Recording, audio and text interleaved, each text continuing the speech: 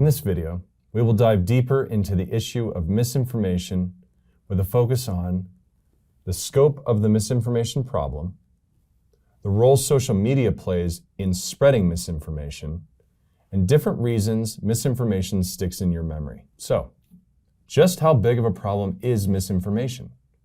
Unfortunately, the answer is not as simple as you might think. First, the scope of the problem. It is clear that misinformation is on the rise. This figure shows the rise in both academic publications and news mentions of misinformation in general, and specific to issues of science and health. There is a clear increase in mentions of the term from 2014 to 2018, one that continues to increase to this day. Then there is evidence that misinformation is generally concentrated within a rather small subset of the population, and usually among those who are already open to hearing and believing in conspiracy theories.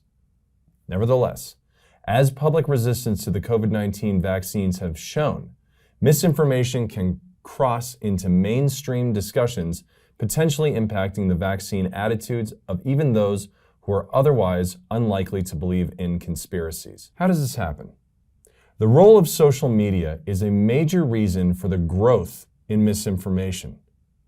Social media platforms allow virtually anyone with an internet connection to become a news source. Further, it rewards users who increase the number of followers and get more clicks and likes.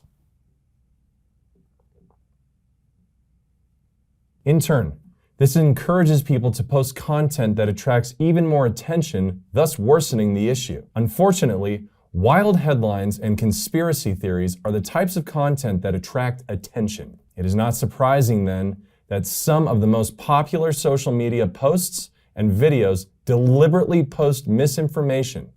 One example is the documentary-style video Plandemic. Different postings of that video have been viewed millions of times and continue to spread skepticism about the COVID-19 vaccines. And removing the video, or even knowing how many people have seen it, is very difficult as other users can simply repost it, including on other social media platforms. More importantly, it is not uncommon for audiences to accept and believe the false information spread in videos like Plandemic. This brings us to the third issue we will discuss in this video. False information tends to stick in people's memories even after it has been corrected. This is referred to as the continued influence effect, and it is one of the most frustrating things about misinformation.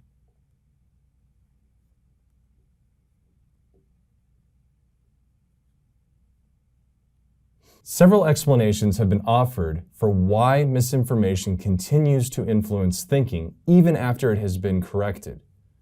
We will look at three explanations now. One explanation is that people are unwilling to ignore misinformation unless new information replaces it. If no new information is provided, people continue believing the original false information. So, back to our example just pointing out that the Plandemic video is full of false information is unlikely to cause people to dismiss that information. Similarly, a second explanation shows that studies have found people do not like being told what to think. So, if a correction is not carefully worded, it can upset people, causing them to disregard the new information.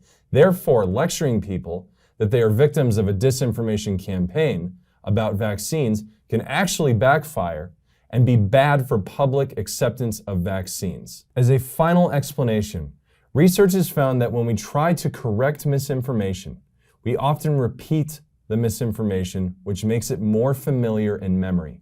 Once again, this highlights the importance of carefully wording your messages when trying to correct misinformation. Sometimes our honest attempts to correct a lie or rumor backfires and actually make the lie or rumor even easier to remember and believe. Overall, this video looked at the scope of the misinformation problem, the role social media plays in spreading misinformation, and different reasons misinformation sticks in memory. These three issues are important to understand before we take steps to correct misinformation. To learn more, please continue to tune into our risk communication principles and COVID-19 vaccine misconceptions and misinformation training series.